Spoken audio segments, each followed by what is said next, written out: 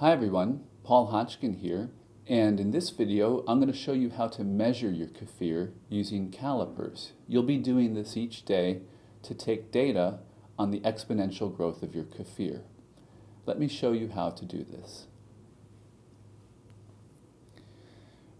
When you go to measure your kefir, the first thing you'll do is you'll find it in its little home of milk and take it out. Sort of gently roll it dry, not too much, just enough so that you can actually see the solid part of the kefir. And then what you're going to do is you're going to use calipers to measure it. My recommendation is when you measure the kefir, you're going to want to measure the longest axis of the kefir. So imagine a pole going through the middle of the kefir. The axis that is the longest is the part that would go from pole to pole in the longest number of millimeters. Calipers measure in millimeters. And you could have analog calipers like these. You could have digital calipers. But can you see how it has a mouth? What you do is you choose the dimension that you're going to measure. I'm trying to find sort of the longest axis of this.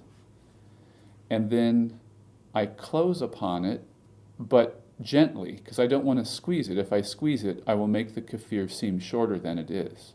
So just exactly like that, so that both ends are touching the calipers. And then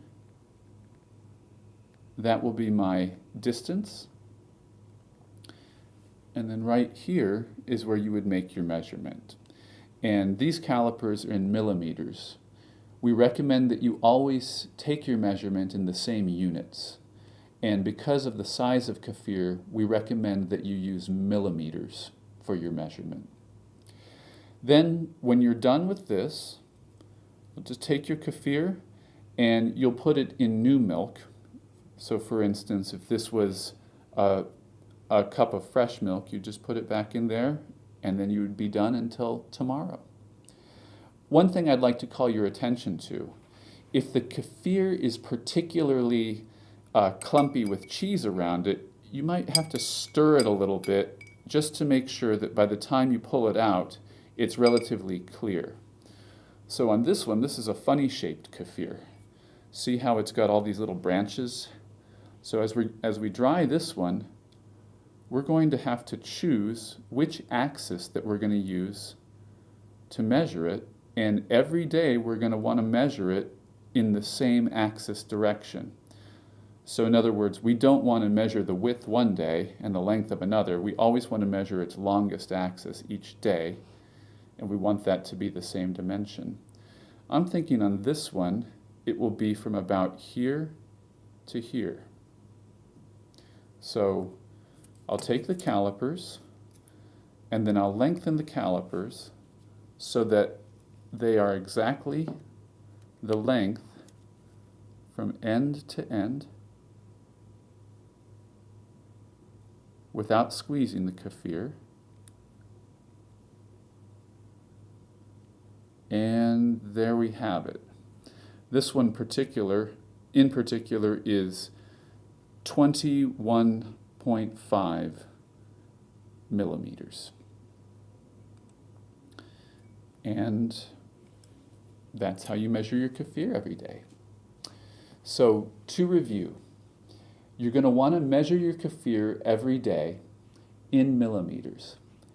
The tool called calipers is a tool that's used to measure lengths of three-dimensional objects. When you measure your kefir, you're going to want to take it out, roll it across a paper towel so that it's relatively clean, and then choose the longest axis to measure it along. Make sure you stay consistent each day so that every day you use the same axis.